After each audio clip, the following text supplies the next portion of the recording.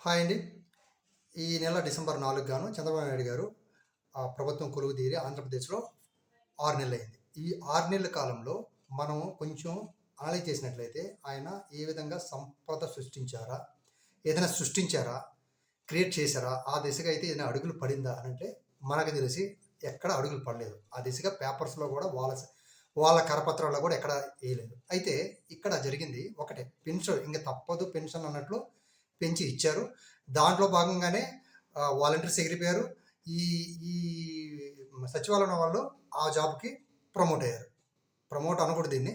వచ్చారు.